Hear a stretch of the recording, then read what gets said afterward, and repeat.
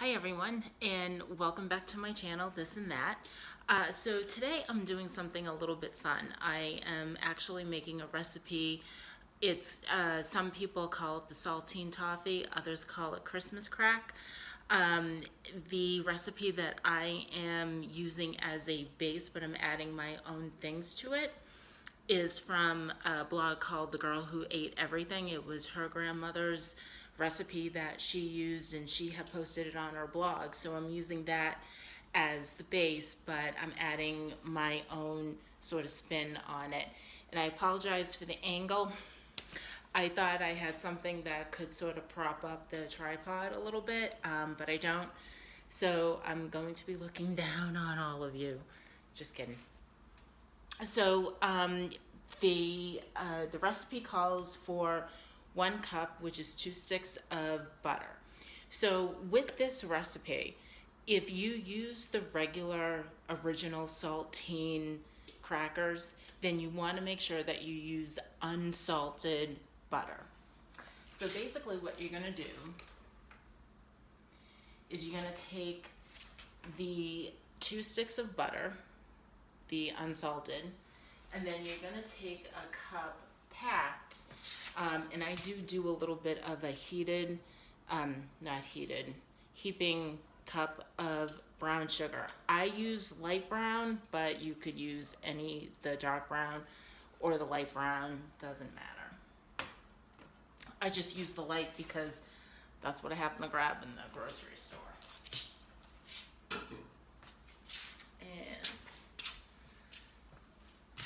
so you basically just put that into a relatively small saucepan, and I started off on somewhat low-ish. On my stove, it's on a 2 because you don't really want the butter to burn.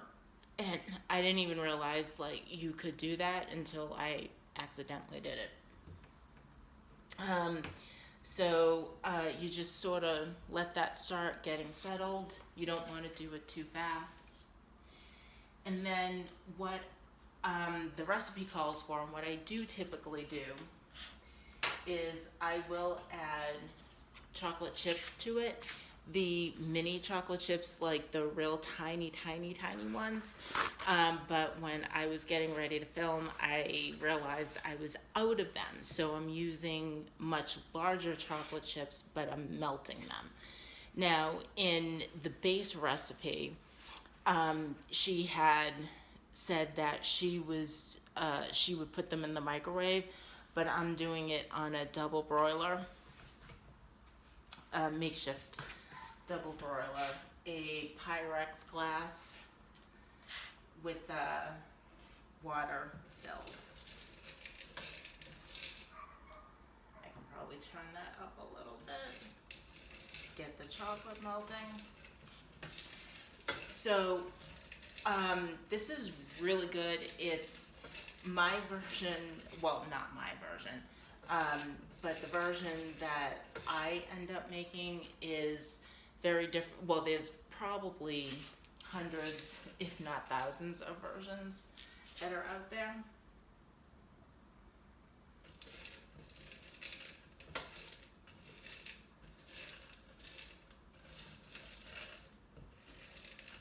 The chocolate smells so good. It's crazy. It hasn't even really kind of started melting as of yet, but just the heat from the stove. So normally I don't melt the chocolate. That's kind of why I'm sort of fussing over it a little bit.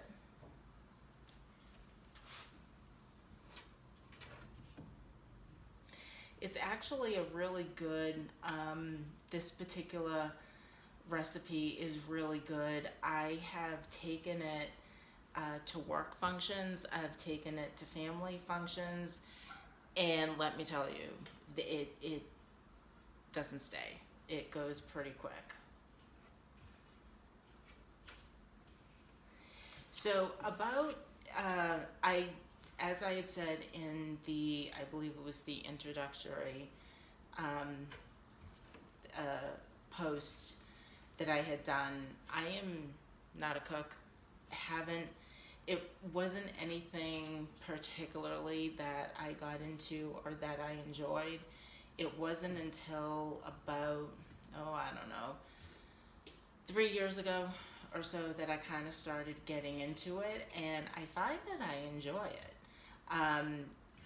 As I've said in my last video, I work a crazy 10 hours, so it's impossible, well, not impossible, but by the time that I get home at about 7:30 or 8 o'clock at night, from being at work from usually 9, but usually I'm checking emails and whatever before I leave for the office.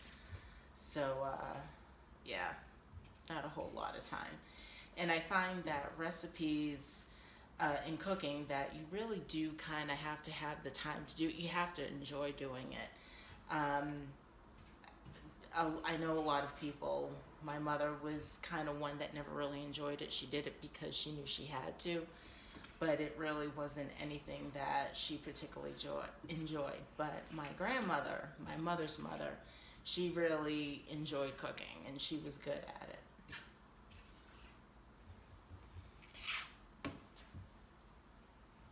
So it's just basically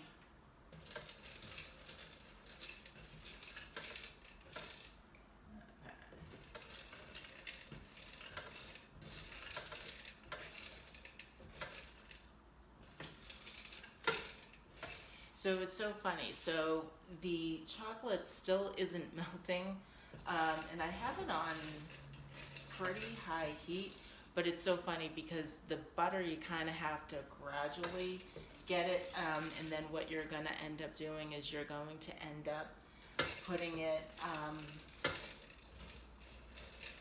on high and boil for a little bit.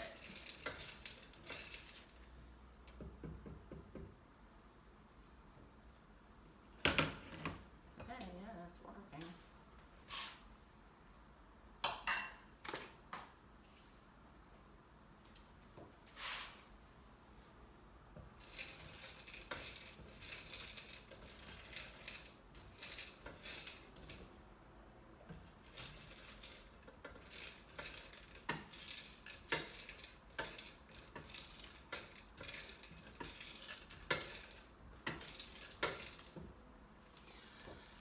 Hang on.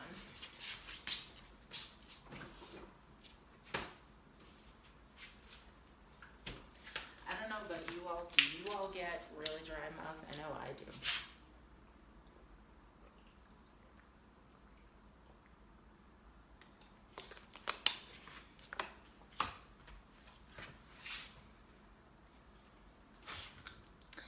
So as I said, it's actually a really easy recipe. You could totally do it with kids. But you just have to be very careful because the butter, you do have to put the butter. Oh, that's the oven letting me know that it's ready to go whenever I am. So basically, I had discovered this because a coworker of mine, she had done sort of a blind taste test with me. She comes into work one day and she has it covered up. We actually happened to be arriving at work at the same time, and we were walking in from the parking lot. And she said, "Oh, I have something that I think that you're really going to like, but I'm not going to tell you what it is." So at first I'm thinking, like, okay, thank God she was a friend, because you don't want her giving you anything. I didn't want her giving me anything disgusting, which I really didn't think that she would, because she wasn't that type. But I was definitely intrigued, a little scared, but I trusted her enough that I wasn't going to be like chocolate covered insect or something. I do not have a very adventuresome palate at all. I stick to the basics. Okay, so right now, you know what? Before that actually gets to the boiling point, this chocolate is just, oh, now, okay. Now the chocolate's melting.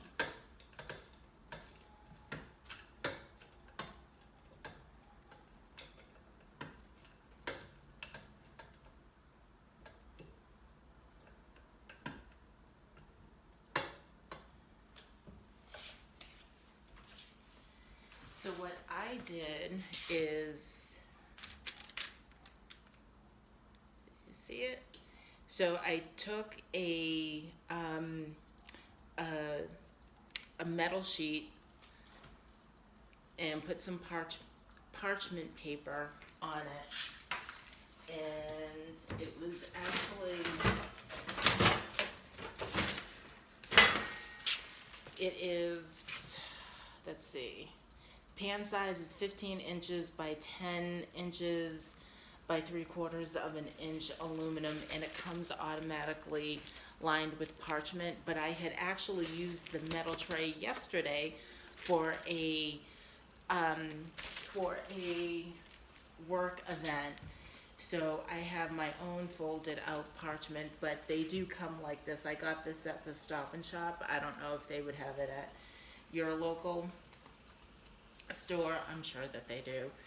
So, okay, now that my butter and sugar are boiling for 3 minutes, you're going to keep it on the boil. So put the timer on.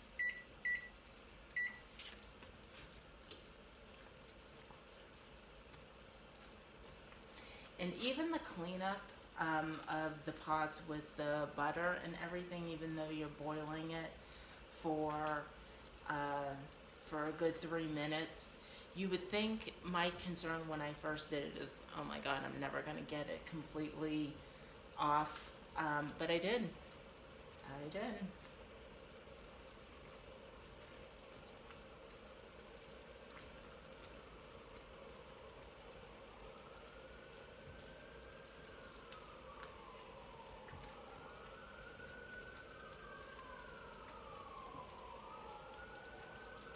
I know this is the sort of boring part, and it's funny because I kind of have, from watching the Next Food Network star when they would do their demonstrations or in their daily challenges, I guess they call them camera challenges, which makes sense because if you're going to be on the Food Network, like, you have to be comfortable being on camera.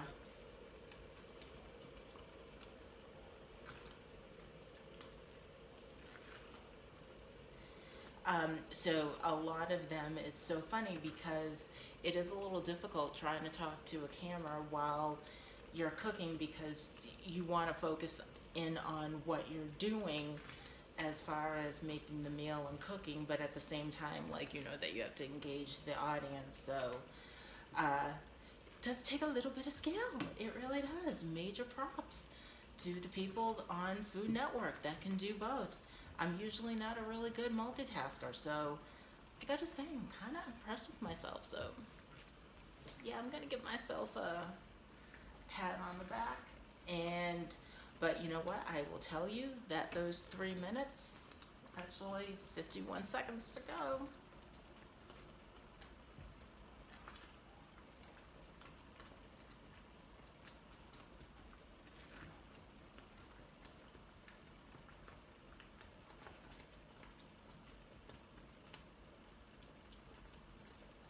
I find that when I am trying a new recipe, or if I'm cooking something, I don't have a ton of patience as a rule, something that I'm working on.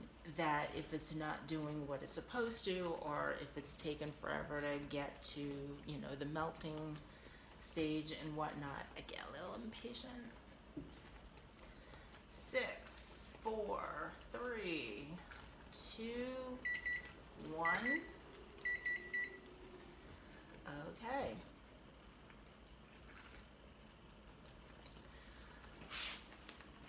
So can you see that? I don't know if you can. There we go. It has a nice caramel sort of look to it, and it smells so good. Okay, so then what you're gonna do is you're just gonna take your butter and brown sugar mixture and spread it all over the saltines.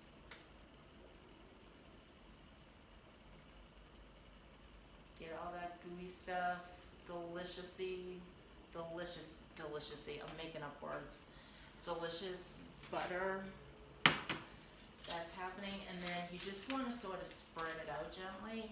Now, it's possible that the saltines will kind of move. That's fine.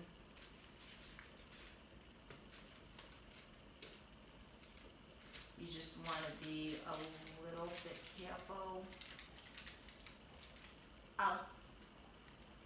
Because butter's really hot. So earlier I said you need to be careful, especially if you're doing this with kids. You need to be careful with adults sometimes. Case in point.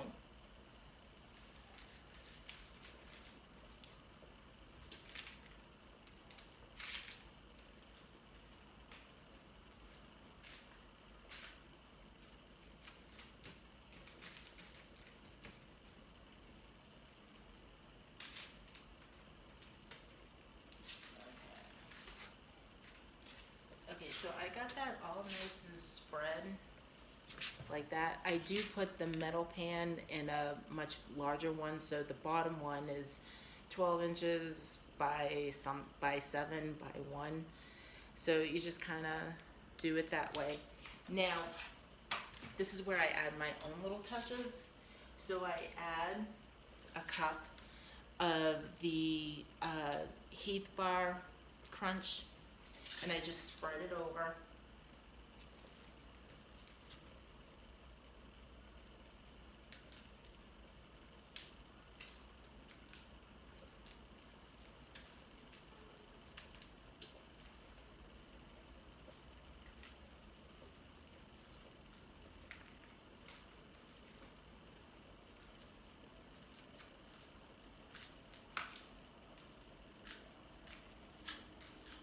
So basically, if you don't like coffee, you're not going to really like this. But as I said, I have brought this to family outings, work outings, and everybody, ooh, that chocolate has a really luscious look to it. It really does. Okay, so now with the toffee on top of the brown sugar and the butter, which this is not a low calorie thing, so if you were looking for a low calorie version dessert, this isn't the kitchen. So you want to put it in the oven for 6 minutes, 5 to 6 minutes.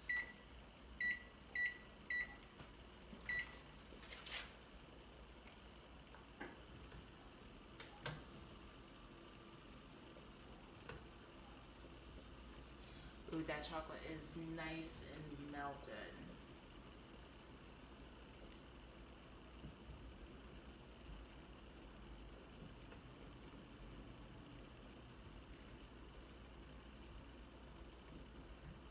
It's got a great luster to it. It looks nice and shiny, all delicious.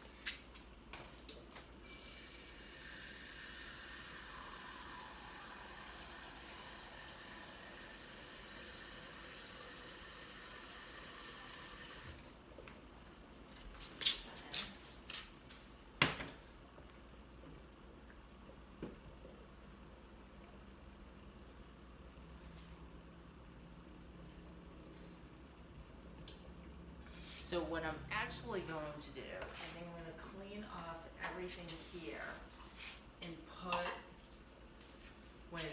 the tray over here, I would normally put it over here on my island, but I realized I have, well, actually I could probably do it over there.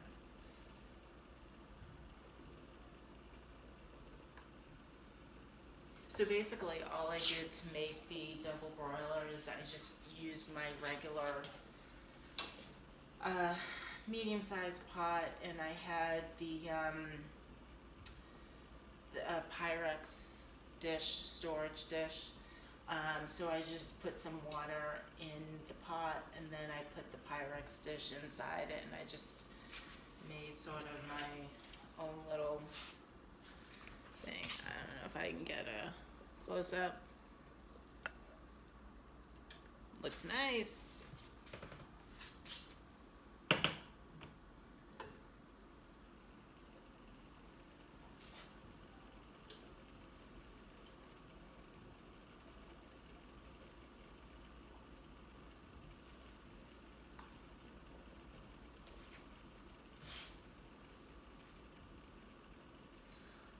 I gotta say, I'm pretty impressed with my sort of figuring out what to do when I realized that that I thought I had another package of these are the teeny tiny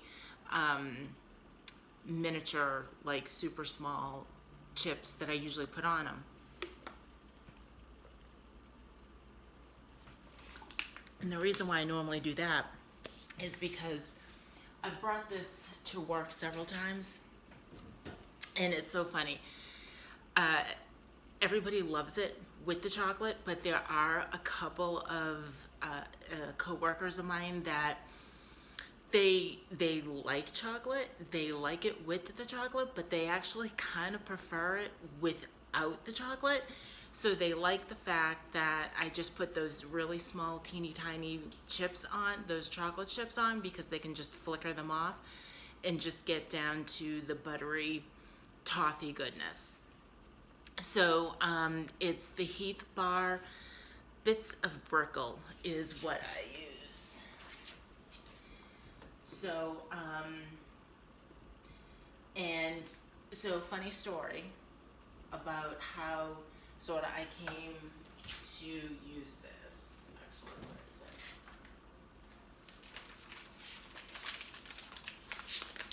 it? So this is what I use. Just the Bits of Brickle, just the toffee. I don't use the one that has the chocolate and the toffee. So this is just what I use. And we're doing pretty good. So as I had started saying before, one of my coworkers, she had met me in the parking lot. We were walking into the building, and she was telling me she had this blind taste test that she wanted to do with me. So when we got into the office, she went into the kitchen, and she had brought it in for everybody to enjoy, obviously. So she said, okay, you're not permitted at all to look to see what it is. I just want you to taste it. So I did, and it was funny because it was very familiar, and I'm like, I know this flavor, but I could not for the life of me figure out what it was. So then when she told me what it was, I was like, yes, saltines, that's totally what it is. So that night, I loved them so much. It was sweet, it was salty, and I really wanted to try it, and I wanted to try it that night. Again, that whole impatience thing, yeah. So so that day after work, I went home, on my way home, I went to the store and I bought everything that I needed to. Now, what I wasn't able to find was the type of Heath bar that she had used. So she had gotten the package that had the chocolate and the toffee mixed together. I could only find the Bits of Brickle, the Bits of Toffee. So therefore, I was like, okay, so I'll improvise, and I'll get really small chocolate chips. Work the same thing. So I followed her instructions to a T. I mean, if it said to turn around 3 times and bark, I did it. But mine came out so bad, so horrible, so bad. They look like crap on a cracker, legit. It looked like a rodent had come in and, on the cracker. So I'm like, yeah, no. So I put it on my Facebook the picture of it, I'm like, something went wrong here. So a friend of mine, who is a really good cook and a really great baker, she had said, I think what you were trying to do was essentially this. And she's like, here's the recipe that I use, which was that Girl Who Ate Everything blog.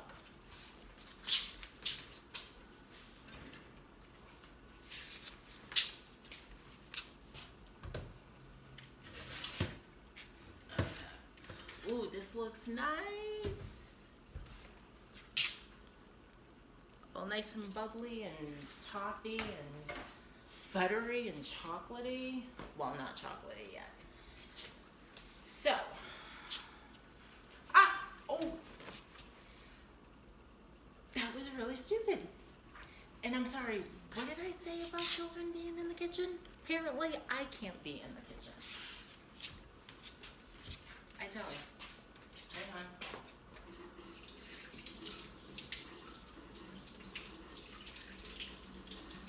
Wow, that stings. Stings a lot.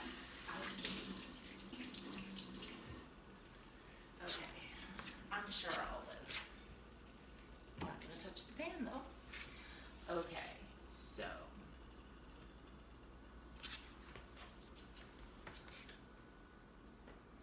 Put the towel. Okay.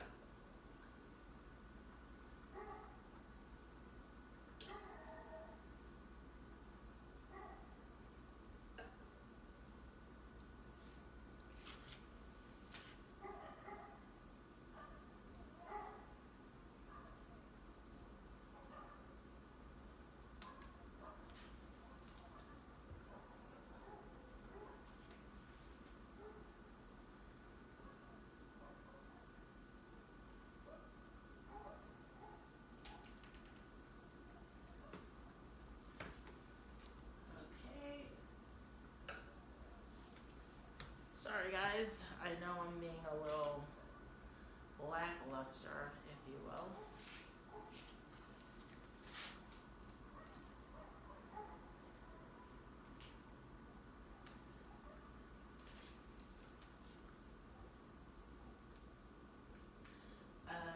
And not talkative at the moment, just trying to concentrate because the fingers are really near the hot pan. Ooh, this looks good. So anyway, as I was saying, a couple of coworkers who I would consider to be chocoholics, they actually kind of like it with the chips because they can just flicker them off because they kind of want to get to the toffee and the butter and the sugar. But I'm kind of liking how this is coming out.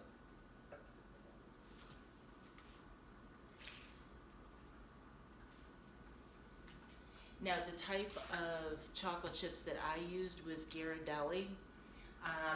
They came in the blue package.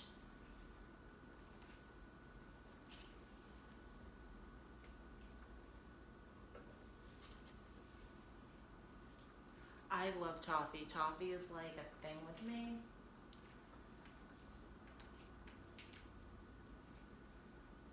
Ooh, this looks pretty good, I gotta say. I might actually, too bad that they don't like it, that they would kind of prefer to flick off the chocolate. This is not so bad. I'm thinking this might be kind of a new regular. Paper towel.